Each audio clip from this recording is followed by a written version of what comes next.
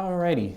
So, it's funny, as I was taking a cab here, I had the cab driver, as I was giving him directions, he was like, do you know where you're going? And I said, well, yeah, I think so. And he said, well, it's good because, as long as you know where you're going, you're set. He's like, if you don't know where you're going, that's a problem. And I wanted to bring him in here and have him part of this chat because it was kind of perfect in dealing with our theme, Lost. And so this is Stephen Power's image. He's a locally, I'm sure people are probably familiar with him. His stuff is all over town. And this is a great image I liked of his years ago when he was in process working on it. He had posted online, I get lost to get found.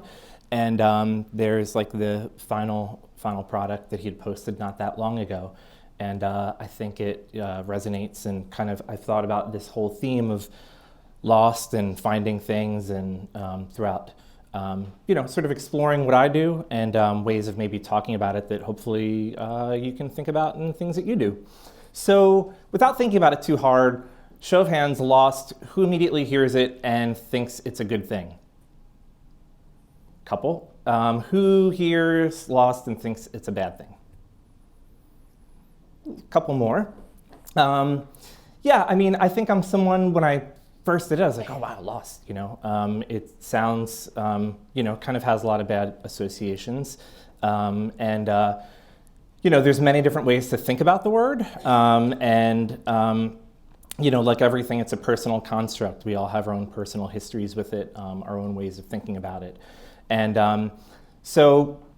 I think the most popular notion of lost directionally, or losing things is kind of something that we, fight against naturally, and our culture kind of fights against. We all, a lot of us use GPS to avoid maddening, disorienting trips. Whether we like it or not, there's algorithms that are kind of pointing us in directions to the right thing.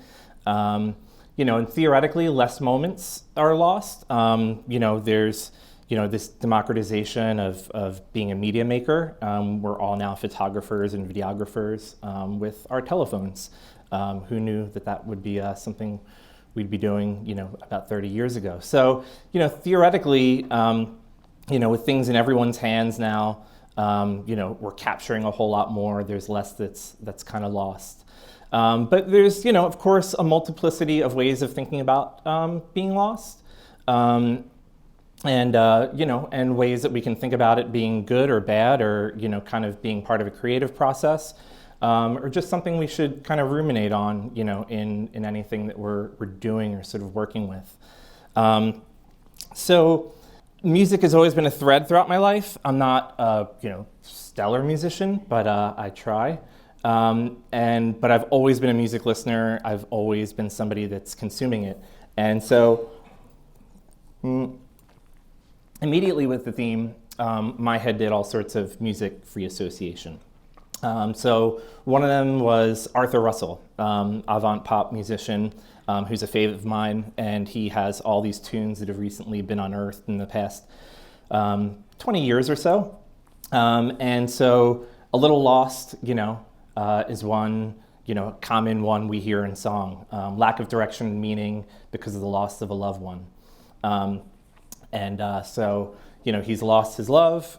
He's, now feeling lost as a human being. And that's of course a theme that is pretty common in pop music. And this is a particularly great tune surrounding it. And he's also an artist that was, pretty obscure, save for this New York scene that he was in. But through the work of his partner and a fan, they were able to sort of become de facto archivists, and curators of his work. He had an album that just came out, about, I think a week ago, which is newly unearthed material. And they're doing it without him because he died, I think around at 40 of AIDS in the 80s. So there's, a bunch of different ways of thinking about, both his work. There's ways that, he himself was tackling the theme as well. Another immediate one, since I am kind of a middling trumpet player, is Chet Baker's Let's Get Lost, an old jazz standard. It's also about being lost and, loss and love. But this time it's exploring the opposite theme, being, as this line says, lost in each other's arms, let's get lost, let them sound out alarms. So, here's this willfully lost, character just letting himself go with, being in love and being swept up in it. It's also the name of a film called Let's Get Lost, which really great photographer, Bruce Weber, made. It's a somewhat sad documentary that kind of catches him in the twilight of his life. And so it's sort of, playing a little bit with that notion. He was dealing with substance abuse issues, and his career was kind of a little bit off track. So again, here we have all these different ways of coming at Lost, kind of looking at him, thinking about Chet Baker. An earworm that's perpetually in my head is The Clash's Lost in the Supermarket. It's actually, it's turning 40 in, I think, 2 weeks. I looked up the history of it. And it's one that Joe Strummer, one of the vocalists, wrote with Mick Jones in mind. And he was literally in a supermarket, near him. And so there's literal parts to it. And it's sort of a fun tune because there's different ways of thinking about it, reading into it. But it's sort of about the blinding lights and, persuasive branding and flurry of choices you encounter when you're shopping or when you're in a supermarket.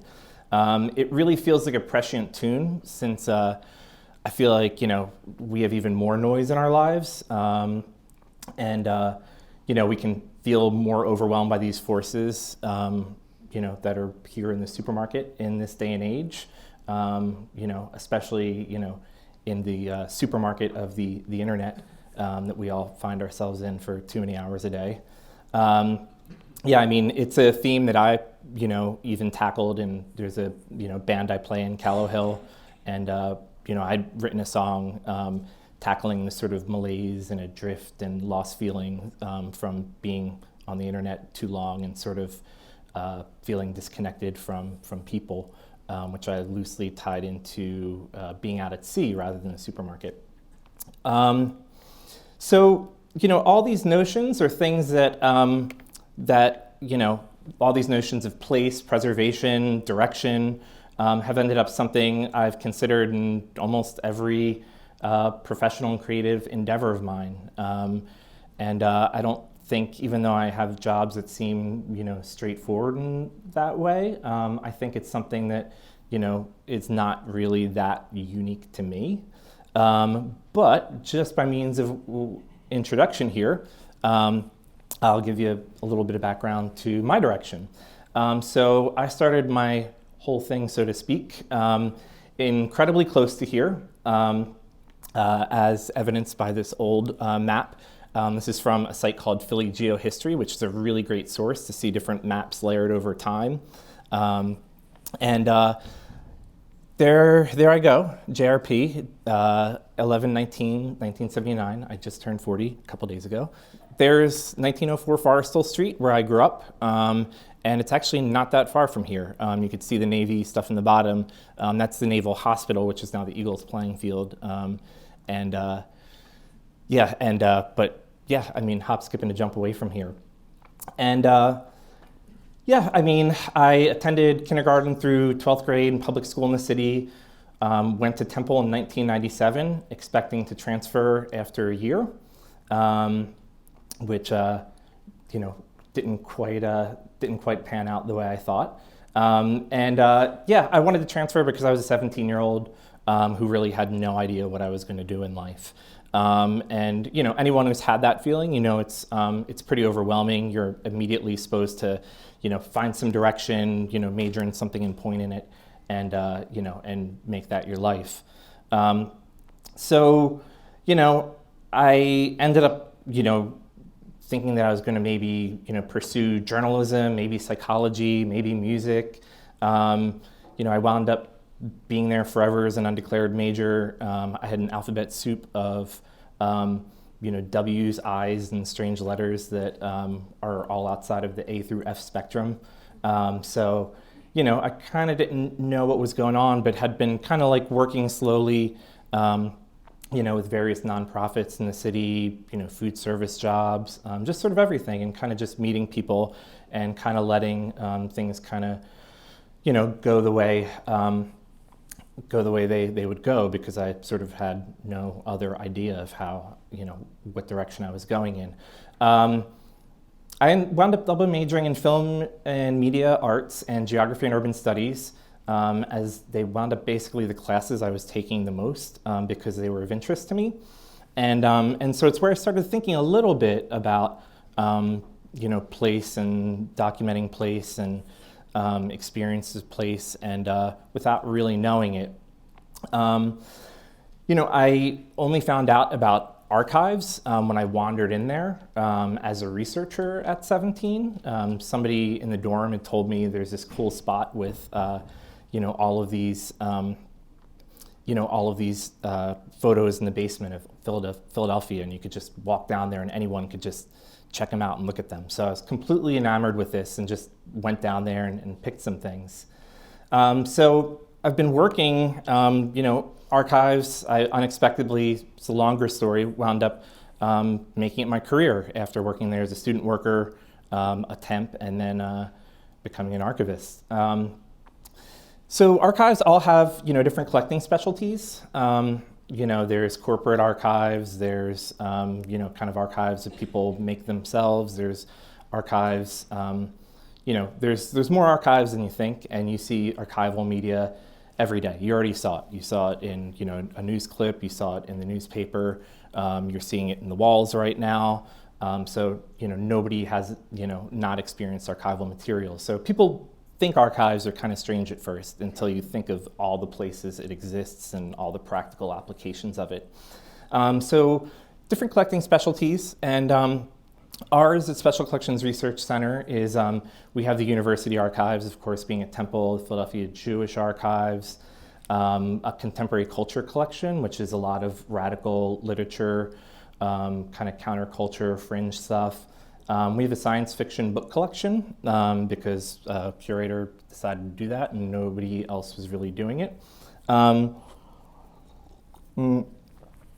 Excuse me, I need my coffee. And then urban archives, which is what it used to be kind of independently and now is a part of this. And that's a lot of what I work with, which is documenting the history of Philadelphia from the mid-19th century to the present. And we do that through, the records and archives of different organizations, newspapers like the Philadelphia Inquirer and Philadelphia Evening Bulletin, hundreds of records of nonprofits, of activists, and in every type of media imaginable. Film, photos, paper, all these objects that are, kind of carriers for history that have their own stories that are imbued with memory and it's increasingly ephemeral. All the things that archivists have to deal with. Again, we live in this kind of like fast-paced world. Things were lost, like all the candidate websites for the first two presidential elections. Nobody was really capturing that. Now, of course, there are people on the case of things like that. Things all used to be locked up on, different flavors of film or, magnetic tape. And now, now, of course, there's, this whole plethora of digital formats and flavors to that. Meeting minutes, aren't typed on paper, which would last, paper which could last, a couple hundred years if treated correctly.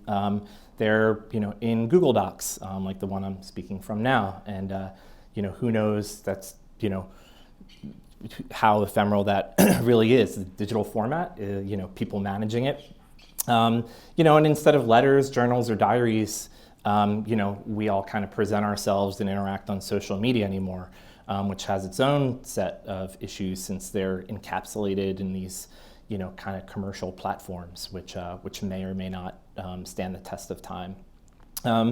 So the job of an archivist is, balancing, preservation and an access. So, along with archivists, there's, a whole user set. We're making sure that things aren't lost to time, ravages of their own decomposition, et cetera. But then we have, people who come in and get kind of lost in the archives, so to speak. Sometimes they come in having no idea what they're going to find, using bits and pieces to piece together narratives. And sometimes people, have a pretty good idea, but the stuff they encounter in there winds up kind of shaping them and their worldview. It can shape the idea of who someone is, how they live, where they live, how they're going to present a topic to people in books, papers, films, lectures, you name it. And so, we have a digital collections page. A big part of it, of course, is digitizing material and making it accessible, with the caveat that we're never going to get everything up online in digital format, ever. So going to the archives is still the best way to go, but it has a good sampling of things up online, and you'll see archives, kind of have moved into the digital sphere. And I thought this talk would be a fun excuse to, as I was doing this free association with music, let the algorithm take the wheel and do a little free association in the catalog involving Lost. You're not supposed to read the text, really. That was there for effect. So this is a Lost and Found Pet Bureau in 1940. The bulletin board of the Women's SPCA Dog Pound has helped many owners to find their dogs since 1935. Miss Dorothy Rutledge is shown over a display that contains everything from small snapshots to professional photographs. The board is a regular pets gallery containing not only pictures of lost dogs, but their family history. So this is another thing that we can kind of ruminate on. In this case, there's lost love, in this case, furry friends. And this is, kind of like the proto Craigslist misconnections of animals, so to speak, although the animals, I guess, wouldn't list in misconnection. This one came up, and this is another lost love theme of sorts. The Lost Card from 1973, the lost card of an adult movie theater club member. Card reads National Adult Movie Club. If anyone's missing it, we still have it if you want to come by, or at least we have a picture of it that you could come and check out and maybe wipe a tear. So this is a photo of an artifact that we kind of learn from. And then this one's neat. So this is an instance of like the sum of objects giving a larger picture. So this is the Lost and Found at PTC, which was SEPTA in 1942. So what's lost and found: Marine's hat, war plan identification badges, war workers, lunchboxes, tools, and overalls, which, as the caption says, lost and found of, the PTC here mirrors new times. Increased number of lunchboxes, tools, and soldiers' hats left in a car, and buses reflect war boom. And then this is one that I thought was cool. I just was sort of struck by this sculpture because I actually hadn't seen it in real life. So I was like, where is this? The name of the sculpture is actually called We Lost. And it's by Tony Smith, and this photo is from 1975. And following up about it, people all thought that this was, this came out, around the Vietnam War. People thought that this was something, some commentary on us losing the Vietnam War. But reading about it, it has kind of a lot more of a playful meaning.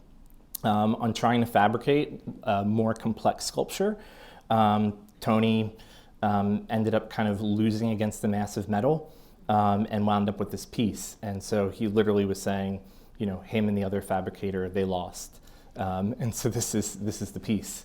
This is one where it's a great reminder that, uncertainty and improvisation is, kind of a creative process unto itself. And so there's, many different meanings of it here. And so that brings me to the woods, an unconventional project that I've been involved with in the New Jersey Pine Barrens. Has anyone been to the New Jersey Pine Barrens? Yeah, more than usual. It's a really unique area. It's kind of between Philadelphia and the Jersey Shore, and then from southern Jersey to not quite central-ish, but it's a huge area. In '78, Congress passed legislation to preserve 1.1 million acres as the Pinelands National Reserve because it's an aquifer, because there are truly unique flora there, and lots that we can learn from within that environment. In the later '80s, it was designated by the United Nations as an international biosphere reserve. And along with all this rare flora and everything, it has its own mythology and stories. If you've heard of the Jersey Devil, New Jersey Devils, kind of like the big lore in the Pine Barrens. It's also where the modern blueberry was bred, where a huge amount of cranberries come from, and it's definitely worth checking out. So, a friend and filmmaker and creative collaborator, David Kessler, walked in for the first time about 8 years ago, bringing a camera. And, much like, We Lost was sort of a creative process, where the creative process and the materials took over, he sort of entered in, letting the pines take over. He went in for the first time 8 years ago, bringing a camera, knowing that he'd make a film, but not having a sort of idea of how exactly it would be structured, but wanted the film to kind of reflect being, a new person in the landscape, and meeting people and experiencing the landscape for the first time.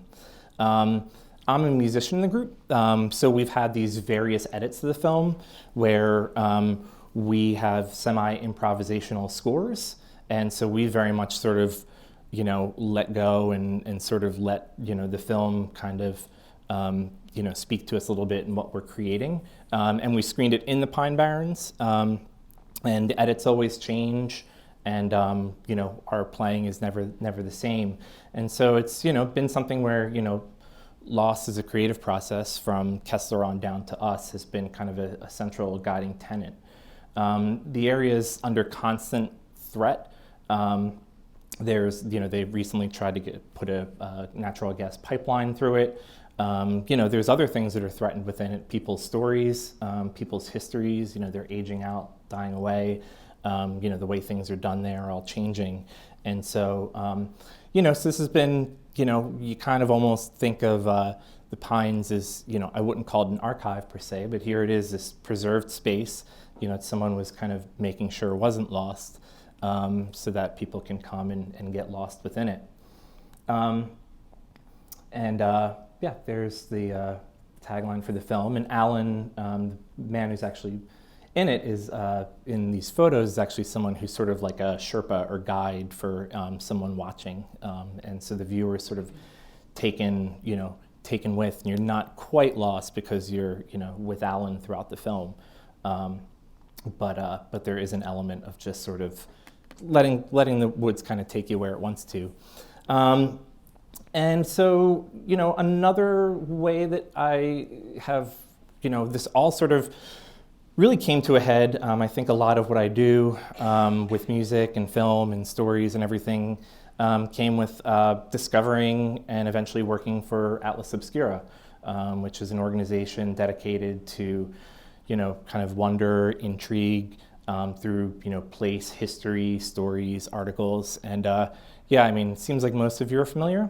So I don't have to give the total elevator speech about it, but it's great. There are tours all around the world.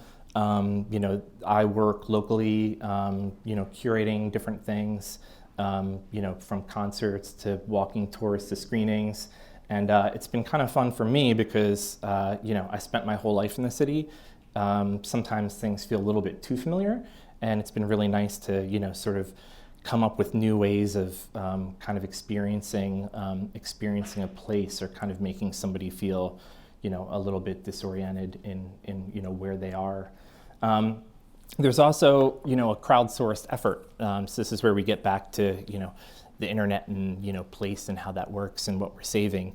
And, there's thousands, tens of thousands of different places that's all crowdsourced that people add. So when they, run into something interesting that they want to share and bring someone else to, you can make an entry for it. I don't have an entry right here, but yeah, it's an instance of, small documentation that anyone can do of something that's truly unique for someone else to sort of take in and let be a guide. I mean, a lot of times when I go somewhere new, I've just been like, what's the weird stuff that somebody added to this? And, and gone through, and it's been pretty great.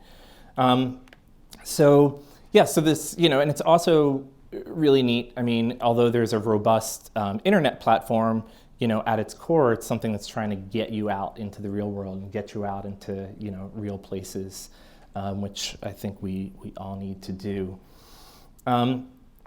So reflecting on all of these things has been a fun exercise to think of the roles that people play in, what's sort of what I'd call a big ecosystem of lost and found.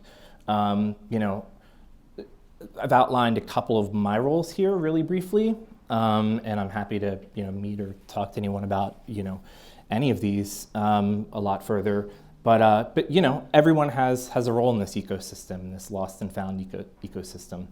And, you have archivists preserving materials, legislators passing laws to save unique spaces, SPCA workers who are, tacking up lost pictures of pets.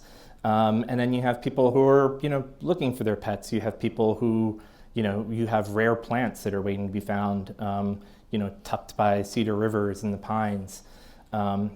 There's, kind of an endless, in all these things I've talked about, there's just, this, endless amount of sort of give and take and finding and losing and not being lost and so on.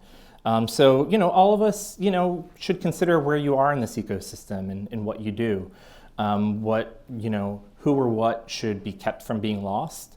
Think about things and stories you encounter in life, that shouldn't be lost or someone should find their way to later.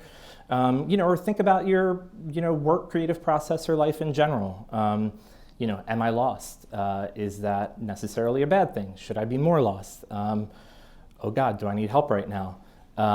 It's something where there's always people on, opposite sides of this, and and everyone's kind of, growing and learning from, their roles in it. So, sometimes it's good to find your bearings. Sometimes it's good to know which direction you're going in, and sometimes it's just better to, shut the GPS off, walk into an archive, walk into the woods, and see, what unexpected direction it'll take you. So, hopefully that's something you could take with you out of here, and thanks a lot.